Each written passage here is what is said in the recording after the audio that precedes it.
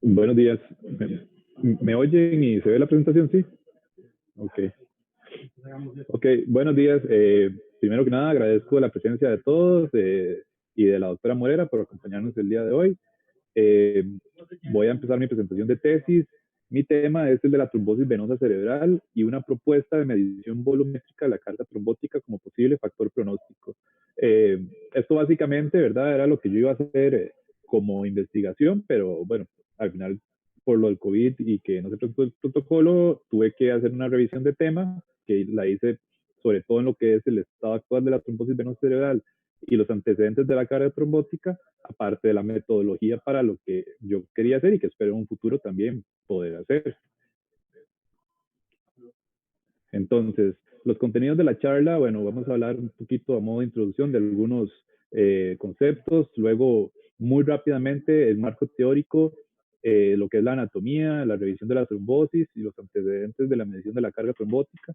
En esto voy a tratar de ir un poco más rápido, tal vez haciendo énfasis nada más en los conceptos relevantes generales y también sobre todo para lo que es el tema de la charla o de la investigación. Y luego un poco de qué sería la propuesta de la investigación, cuáles serían los objetivos, cómo sería la medición de la carga trombótica, cómo podría hacerse el análisis estadístico. Y para terminar, bueno, las conclusiones. Entonces, para empezar, bueno, la trombosis venosa cerebral es una enfermedad infrecuente, pero con la introducción de los métodos de imagen diagnósticos se diagnostica cada vez más y por lo tanto, entonces ahora se reportan números mayores de incidencia, ¿verdad? Probablemente no es que se presenta más, sino que se diagnostica más.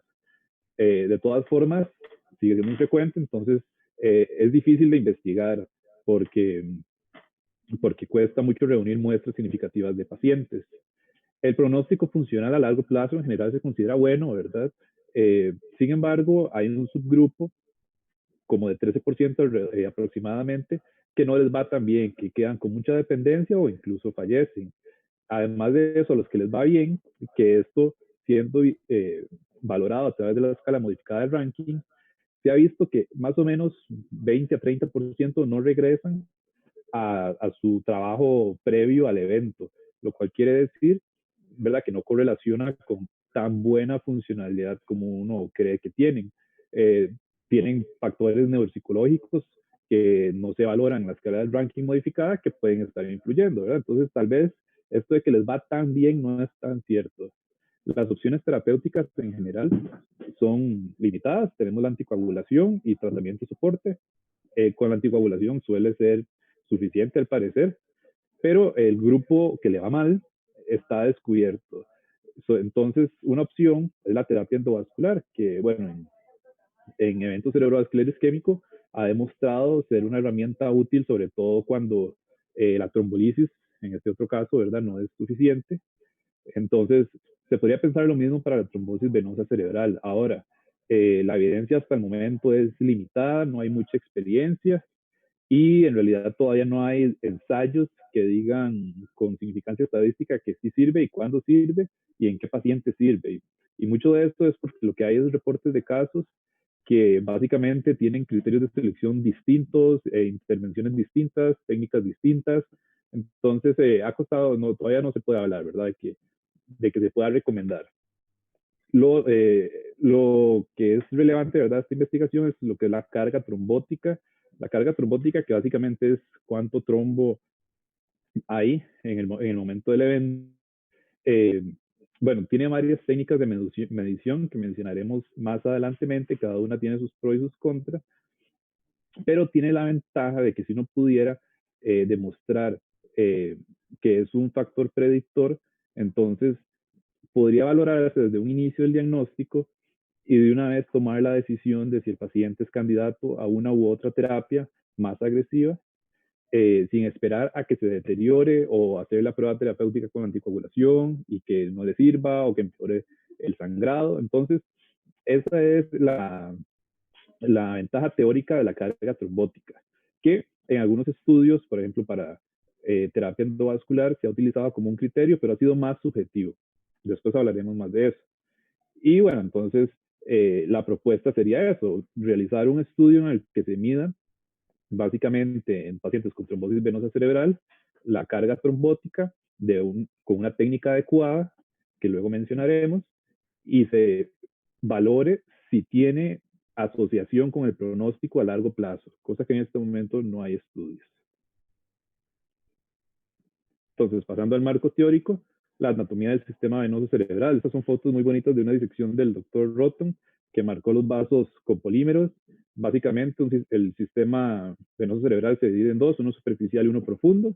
Y además tenemos lo que son las venas corticales. El superficial son los senos durales, además de las venas corticales, y el profundo, bueno, todo lo que lo que es la vena basal de Rosenthal, las cerebrales internas, y la de Galeno. El superficial drena lo que son las caras laterales de los diferentes lóbulos, y el profundo lo que es la sustancia blanca profunda y los núcleos de la base, y también parte del tallo cerebral y la cara medial del lóbulo temporal. Entonces, la trombosis venosa cerebral, empezando como a modo de introducción en esta parte, es básicamente la oclusión de una estructura venosa intracraneal por formación de un trombo, ¿verdad? Corresponde al 0.5-1% de la enfermedad cerebrovascular. Es muy infrecuente en comparación a al evento cerebrovascular isquémico. Y también, muy importante, es que difiere mucho de la clínica con respecto al isquémico y al hemorrágico. Es más frecuente pacientes más jóvenes, mujeres, no es de inicio súbito, no respeta territorios vasculares, tiene condiciones asociadas que generalmente son protrombóticas, los factores ateroscleróticos no tienen relevancia en este caso y el tratamiento es distinto. Como antecedentes históricos, los primeros casos se describieron en el siglo XIX, pero siempre era post-mortem. Entonces, en realidad no se puede hacer diagnóstico hasta que ya entran lo que son los estudios de imagen, que eso fue en la segunda mitad del siglo XX. Entonces, en cuanto a la epidemia, clásicamente se describía entre 0.2 a 0.5 por cada 100.000 personas por año, pero en estos estudios, el primero de Coutinho, que es en población holandesa, y el segundo, que es en población australiana, se ve que la incidencia en realidad es mucho más alta, ¿verdad? El de Coutinho describe 1.32 por 100.000 habitantes, y en el australiano sería 1.5 por 100.000 habitantes. Viéndolo comparativamente, sería similar al de la meningitis bacteriana. Para descripción de lo que es la clínica, la epidemiología, están estos tres estudios principales: el ICSBT, que se publica en el 2004, el CEBETIS y el VENOS, que es el más reciente.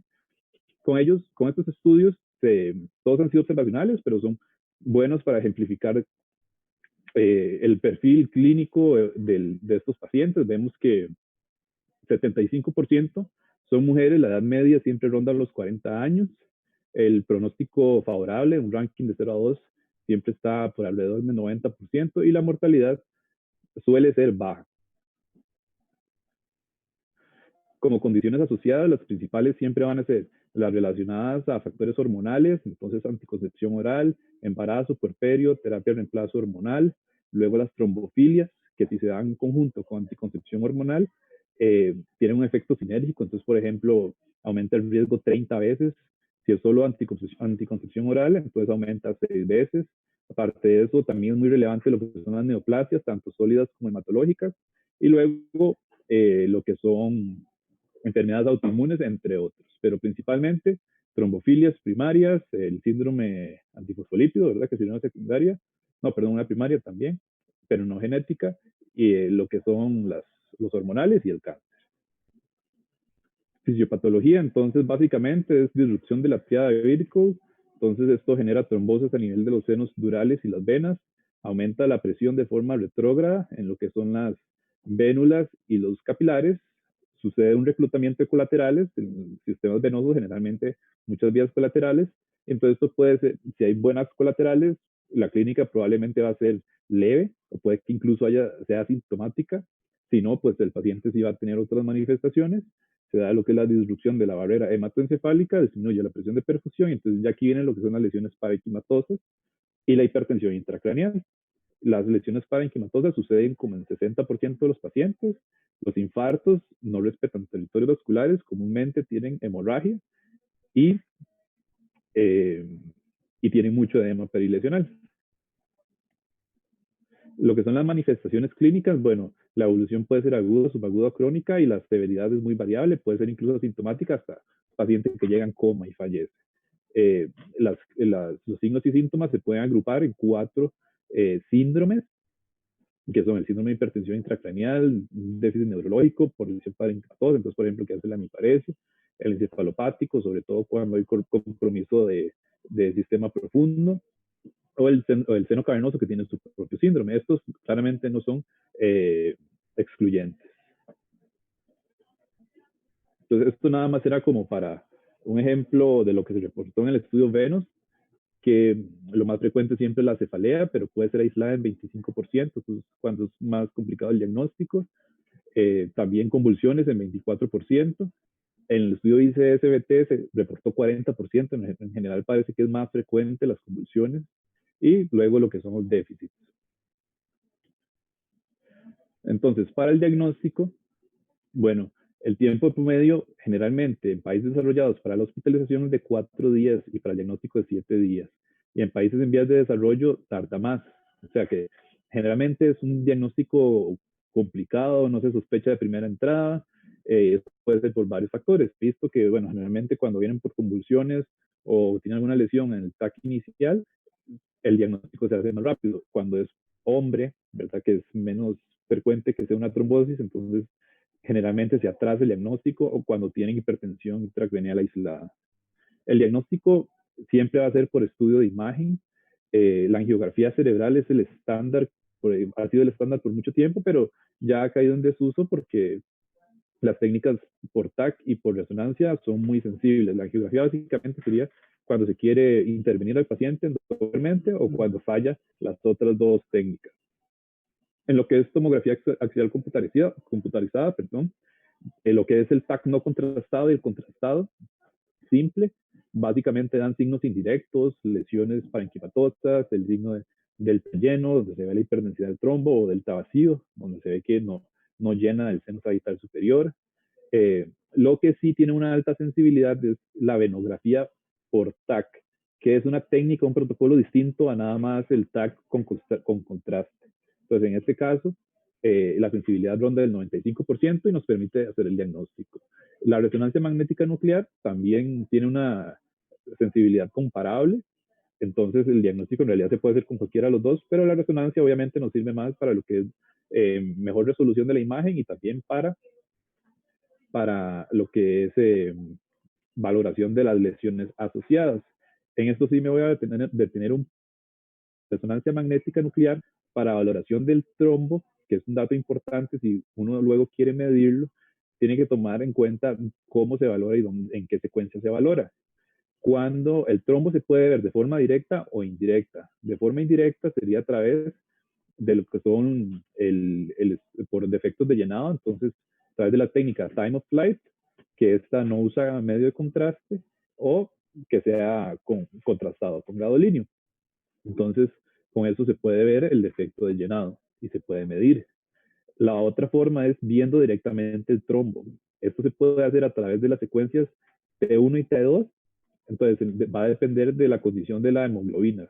En la primera semana, donde predomina la deoxihemoglobina, en T1 se ve isointenso y en T2 se va a ver hipointenso. Ya en la segunda semana, donde predomina la metahemoglobina, se va a ver hiperintenso tanto en T1 como en T2. Y ya luego de eso va a variar, pero entre más crónico se va volviendo más hipointenso.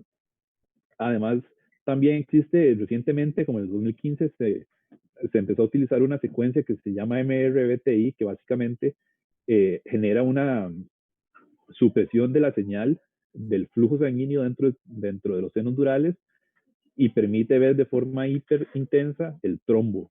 Entonces, esto genera un contraste que hace que se vea muy claramente el trombo. Aparte de eso, también en la difusión, en 40% se va a ver una hiperintensidad y también se puede valorar lo que es el edema, que va a ser tanto citotóxico como vasogénico, esto a través del ADC. Entonces, eso sería lo relevante con la resonancia magnética. Aparte de eso, bueno, la valoración de todo lo que son las lesiones, que son las descripciones usuales. El ultrasonido cerebral básicamente se puede utilizar en niños con fontanelas abiertas. Y en cuanto al laboratorio, el dímero D, eh, alta sensibilidad y especificidad, alrededor del 90%, pero cae en casos más crónicos, con trombos más pequeños o con cefalea aislada, que es cuando sería más útil por la dificultad del diagnóstico. La enolasa neuronal específica parece que predice a valores de más de 15, predice un peor pronóstico, como lo hace en trauma craneoencefálico, evento cerebrovascular isquémico o esclerosis múltiple, pero ocupa más estudios. Y la punción lumbar es algo que antes se hacía, pero ya no se recomienda, básicamente solo si se sospecha de meningitis. El 80% van a tener hipertensión intracraneal, pueden tener pilocitosis, hiperproteinuria, pero ningún hallazgo específico. Este es un ejemplo de una venografía por tacto, donde se ve el defecto de llenado en lo que es la tórcula, el seno transverso. Este es un estudio ya de resonancia, se puede ver en la primera imagen un trombo intenso, entonces esto nos habla de que está en la primera semana, en la segunda imagen es un flare, donde se ve hiperintenso el trombo, entonces eso nos habla de que está en la segunda semana, y esta es una reconstrucción en 3D de la venografía, donde se ve que no está el superior. Y esta es la técnica del MRBTI que les comentaba. Vemos del lado izquierdo, donde está la técnica clásica del TOF o Time of Flight, donde en la imagen A se ve todo el trombo, todo el seno lleno, y en la B se ve donde hay un defecto de llenado en el seno transverso. En la imagen D, de arriba, se repite la letra, se ve donde hay una supresión de la señal del flujo. O sea, eso en realidad es que sí hay flujo normal. Y en la de abajo a la derecha se ve hiperintenso y francamente o bien claro la presencia del trombo. Entonces es una secuencia en realidad bastante útil, pero que no todos los centros de resonancia hacen. Por ejemplo, acá yo no he visto que se haga. Esto es básicamente localización de la trombosis. Para lo que es el tratamiento, voy a ir un poquito más rápido para que me alcance en lo que es la propuesta, el tiempo. La anticoagulación es el tratamiento de elección, primera vez utilizado por un ginecobstetra en los años 40, una paciente posparto que le fue bastante bien, y básicamente la evidencia se basa en dos estudios clínicos, uno de 20 pacientes, 60 pacientes, que luego se analizaron como meta-análisis. Y de forma no estadísticamente significativa, parece que sí hay una tendencia a que les vaya mejor a los pacientes funcionalmente a largo plazo y que es segura incluso cuando hay hemorragia intracraneal. Parece que les va mejor con heparina de bajo peso molecular y cuando está estable se recomienda la anticoagulación crónica con warfarina de 3 a 12 meses. Los nuevos anticoagulantes orales todavía tienen la evidencia muy limitada, solo hay un estudio RESPECT que es aleatorizado, controlado y que valoró el dabigatran contra warfarina y les fue muy similar. Entonces parece que sí podrían ser útiles. En la terapia endovascular, aquí sí voy a hacer un poquito más de énfasis. Técnica a finales de los 80, la técnica puede ser trombolisis química, donde se llega al trombo y localmente se libera un trombolítico, o puede ser mecánica a través de diferentes dispositivos, que casi todos han salido de la experiencia del evento de la trombectomía en evento cerebrovascular isquémico. Como habíamos mencionado, es una opción terapéutica potencial en pacientes con factores de mal pronóstico a largo plazo o que empeoran coagulación. Sin embargo, a la fecha solo hay un único estudio aleatorizado, que es el estudio TUAC, que incluyó alrededor de 120 pacientes. Este estudio no demostró beneficio, perdón, fueron un poquito menos, como 76, no demostró beneficio a 6 meses en comparación a lo que es la terapia estándar. Sí tiene varias cosas que podrían explicar esto. Uno es que después de la intervención no se corroboró si efectivamente hubo recanalización, y lo otro es que se valoró nada más de una forma dicotómica el ranking, bueno o malo, ¿verdad? De todas formas, lo que recomiendan los autores es estudios con mayor cantidad de pacientes y podría utilizarse otro tipo de criterios. Esta es una revisión que básicamente es de casos reportados de terapia endovascular en trombosis venosa cerebral. Vemos que, bueno, como alrededor del 70% alcanzan la recanalización, y si vemos la distribución del desenlace funcional, vemos que la mayor proporción está en ranking 0, 1 y 2. Les va bien, pero igual esto no es un estudio, primero son muy pocos pacientes y no es comparado contra la terapia estándar. La trombolisis sistémica también se ha valorado, pero no, no tiene suficiente evidencia al respecto. Cuanto al manejo de las complicaciones, es, bueno, básicamente manejo sintomático. Y el pronóstico, lo que habíamos mencionado, que es favorable a largo plazo, pero hay un subgrupo de pacientes que les va mal, que son los que nos interesan en este caso. Con factores de mal pronóstico tenemos la edad mayor a 37 años, sexo masculino, coma, alteración del estado mental, hemorragia, trombosis del sistema profundo, infección y cáncer. Estos son algunos de los factores que normalmente agarran para escoger los pacientes para terapia endovascular. Escalas pronósticas, bueno, existen varias escalas, ¿verdad? Pero bueno, vamos a brincarnos esta parte. Y bueno, básicamente voy a pasar de una vez a lo que es la carga trombótica. Entonces, en lo que es carga trombótica, los antecedentes, la mayor experiencia está en lo que es evento cerebrovascular isquémico. Por ejemplo, existe una escala que se llama el Claude Borden Score, que se usa para predicción en lo que es de recanalización posterior a trombolisis intravenosa. Es una escala que empieza con 10 puntos y se va restando un punto por cada estructura ocluida, ya sea, puede ser M1 proximal, M1 distal, M2, A1 o la arteria carótida interna. Esto es una técnica de medición en donde básicamente se da nada más sumación de estructuras comprometidas, pero existen otras técnicas para medir lo que es la carga trombótica. Una es a través de una medición por longitud. Entonces, en lo que son estudios de resonancia magnética, básicamente es lo que el software de estándar nos permite medir linealmente. Obviamente esto es muy inexacto, va a tener, se va a ver afectado por lo que es la curvatura normal de los vasos y además lo que es el extremo distal va a depender, se puede sobreestimar porque va a depender del flujo retrógrado hacia ese sitio. Entonces, en realidad es una medición muy inexacta. Lo que vale más la pena es la medición de la carga trombótica por volumen, es decir, son tantos centímetros cúbicos.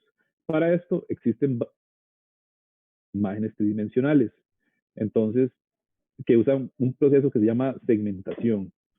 Este proceso lo que hace es que a cada voxel se le asigna una etiqueta y luego todas las etiquetas que se comparten, todos los voxels se comparten una etiqueta, se les mide el volumen y ya con eso tenemos el valor que queremos, ¿verdad?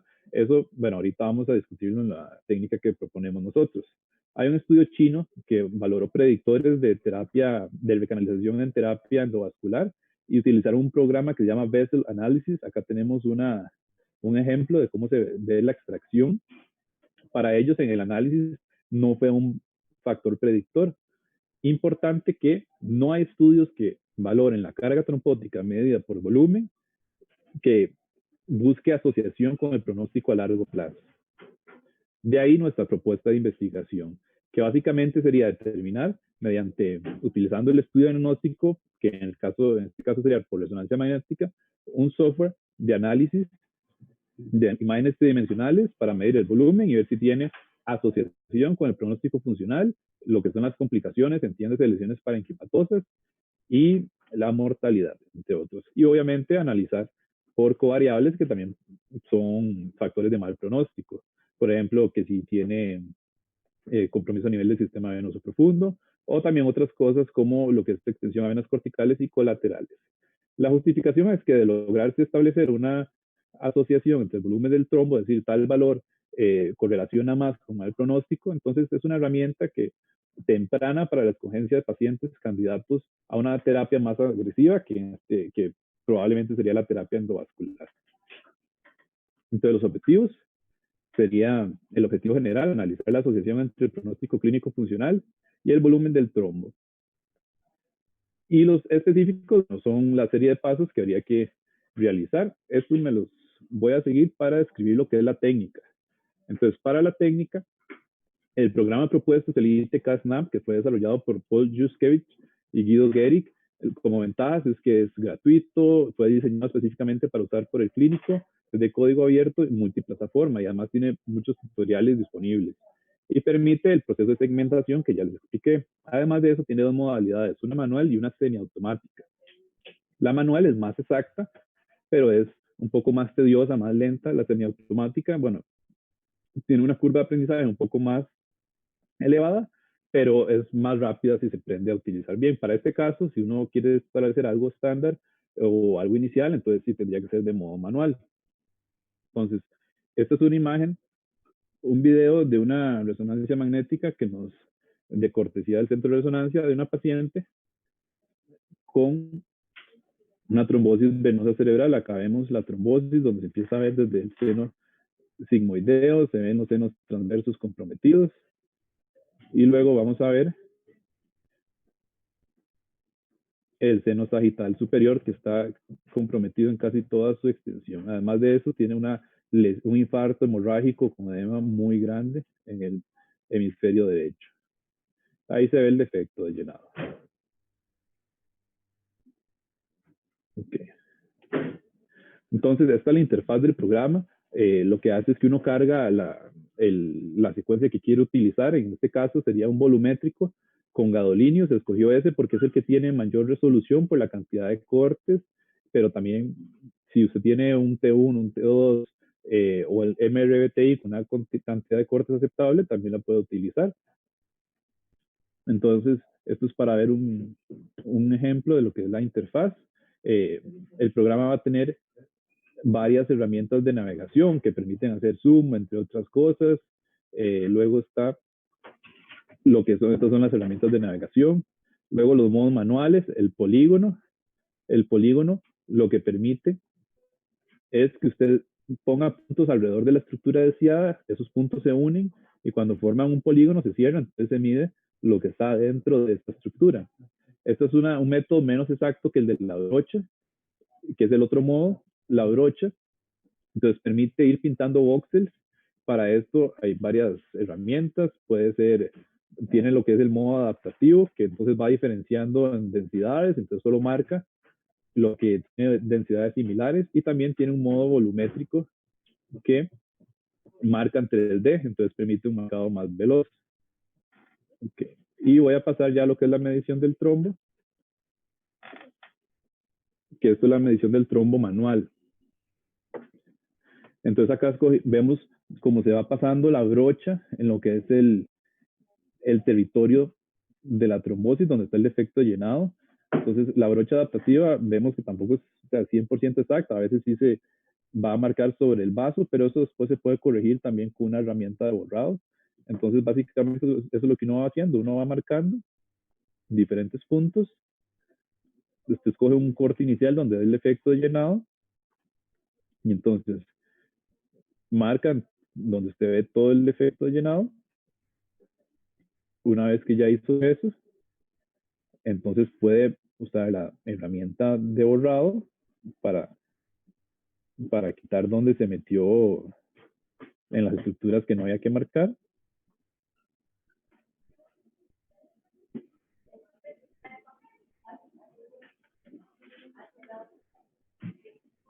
Entonces ve, ahí se está borrando.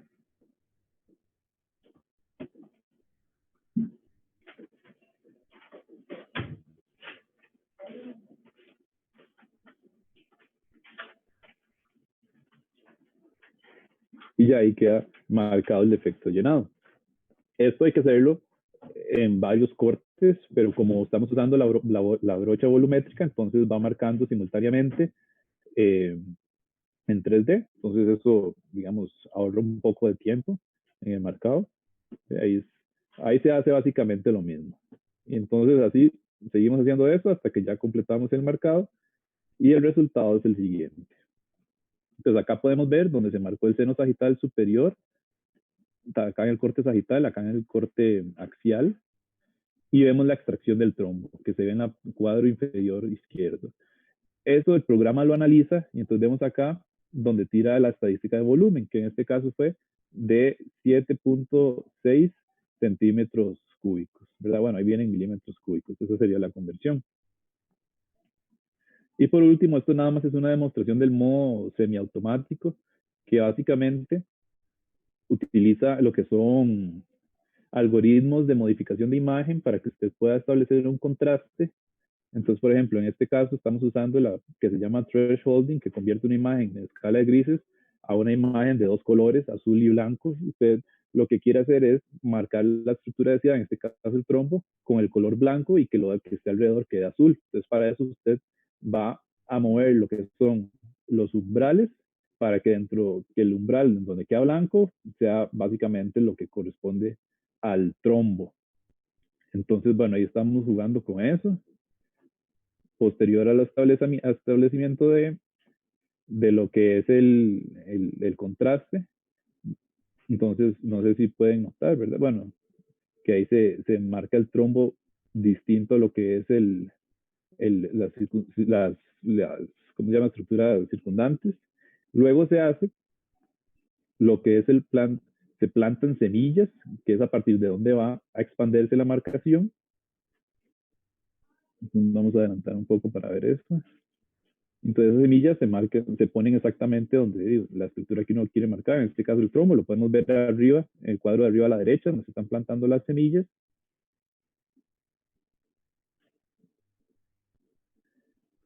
Y posterior a esto, ya inicia lo que es el proceso automático de marcado. Esto es básicamente las opciones de las fuerzas para el algoritmo, que eso tiene cierto ajuste ahí. Y ahí vemos donde se empieza el marcado, empieza a expandirse. Entonces, obviamente es mucho más rápido que, que la otra técnica, pero igual puede que no sea tan exacto, digamos. Como análisis estadístico, entonces, básicamente habría que valorar lo que es la consistencia interevaluador de la prueba. Depende de la normalidad, puede ser con prueba de Pearson o Spearman. Y hay que valorar el volumen, ya sea como una variable categórica ordinal, estableciendo rangos, por ejemplo, de 0 a 3, de 3 a 6 centímetros cúbicos o de más de 6 centímetros cúbicos, a ver cuál se asocia con peor pronóstico, o como una variable cuantitativa continua y se utiliza curva del ROC para ver cuál valor es donde se da una deflexión de la curva, donde hay mayor sensibilidad y especificidad por un, un mal pronóstico a largo plazo. Y además de eso, se debe hacer un análisis multivariado por otras variables predictoras. Y como conclusiones y recomendaciones, entonces, básicamente es que hay un subgrupo de pacientes que les va mal, que se ocupan otras opciones terapéuticas, que la terapia endovascular es una opción, pero que todavía no tiene evidencia, probablemente por la forma en la que se eligen los pacientes, las técnicas, entre otros factores, específicamente en lo que es la elección de pacientes, un factor que teóricamente podría ser muy útil es la de la carga del trombo, porque me permitiría seleccionar pacientes de forma temprana. Para esto se pueden utilizar, o la forma ideal de medirlo sería mediante volumen, por un programa que analice imágenes tridimensionales. Y como recomendación, para estudiar esto debe ser en forma idealmente multicéntrica, porque si no, no se van a alcanzar muestras significativas. Ya va a haber una protocolización en lo que es el manejo, en la forma en cómo se seleccionan los pacientes y la carga trombótica es algo que merece la pena ser explorado y que idealmente, una vez que pase esto, me gustaría completar el estudio. Muchas gracias.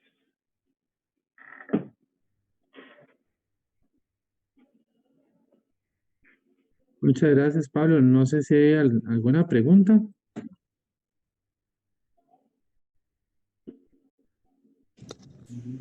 Pablo, una pregunta breve. Sí, doc.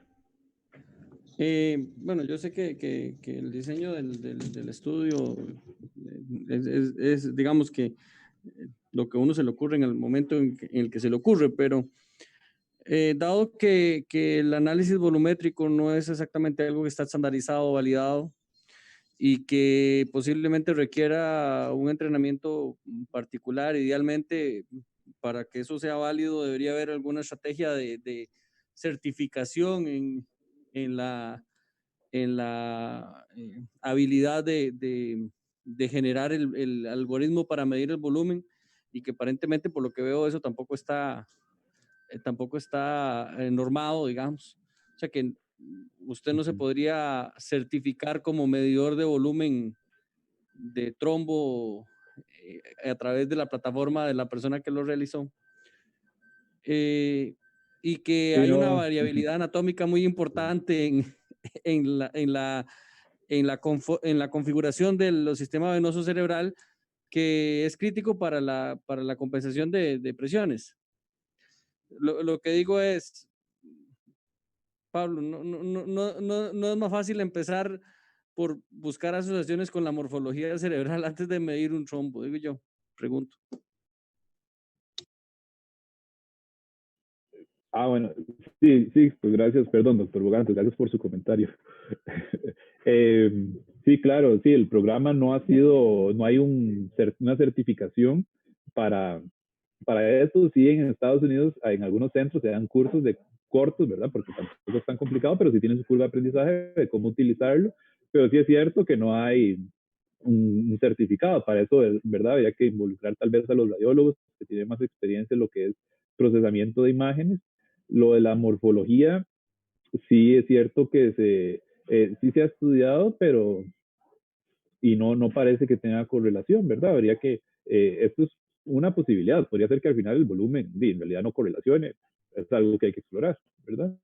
Sí, es cierto que tal vez es un poquito más complicado que otras cosas, pero lo que es, por ejemplo, sumación, como es algo una anatomía tan variable, por ejemplo, lo que son cosas más sencillas, como nada más la sumación de estructuras, por ejemplo, el seno transverso más seno sagital superior, tal vez no es tan útil porque el seno sagital superior es mucho más grande, ¿verdad? Y es como se ha venido haciendo normalmente. Lo otro que se ha valorado, por ejemplo, es la presencia de colaterales, que es una clasificación que fue hecha arbitrariamente por el doctor Qureshi, que tampoco parece relacionarse, pero bueno, también fue algo, podría haber otro tipo de clasificación de colaterales que sí correlaciona. Es algo que hay que explorar, es cierto que tal vez hay formas un poco más sencillas, es de ponerse a ver cuál sería la mejor forma.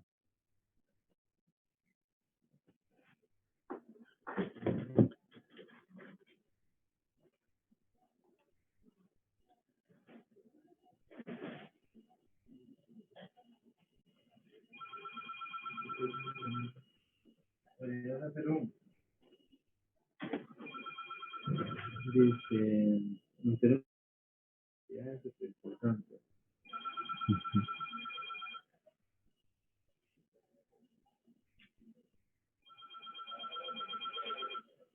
Dice la doctora Garro, lee lo que dice, ¿eh?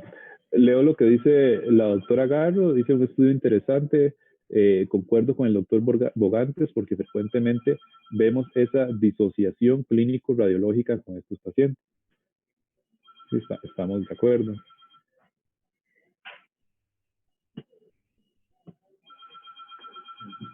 Okay. Ponerte el título en la presentación. Tiene sentido evaluar además con variables de daños parenquimatosos. Hay una pregunta en la que... Perdón. ¿Dónde van las preguntas? ¿Cuál fue la pregunta, perdón?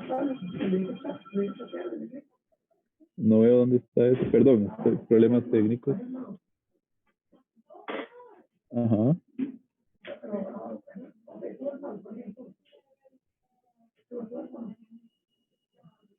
Si no la hago, entonces con audio. ¿Cuál sería la pregunta, perdón? Básicamente, si tiene sentido en esa propuesta que estás poniendo, que se corrijan, digamos, el análisis con otras variables que pueden determinar el daño parenquimatoso que se ha publicado, qué sé yo, establecer si la anemia puede ser un factor, si la, ¿cómo se llama? La anticoagulación temprana puede ser otro factor, si el tiempo de evolución de la trombosis puede ser otro factor, si el tamaño o la dimensión del infarto venoso puede ser otro factor. O sea, la pregunta es si usted cree que esto podría ser necesario corregirlo a la hora de hacer un análisis de carga de trombo. Ok, sí, claro, sería algo totalmente necesario porque, por ejemplo, puede que un paciente tenga carga trombótica alta, pero resulta que todos estos tienen ya un infarto venoso, entonces su mal pronóstico se lo va a dar el infarto venoso, entonces, aunque lo intervengamos, no va a haber ninguna diferencia. Igual con otros factores, puede que si ya tiene, no sé, más de 15 días de evolución, igual ya eso es lo que le va a dar su mal pronóstico, y entonces, aunque lo intervengamos, no va a ser diferencia. Entonces, sí hay que hacer un análisis multivariado donde se valoren otras cosas de mal pronóstico, que puede ser que a la hora de valorarlo de forma conjunta nos digan que no es el trombo, la carga trombótica la que le está dando el mal pronóstico, sino que es otro factor asociado.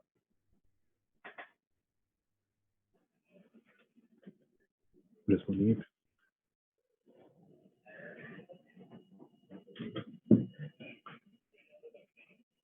¿Alguna otra?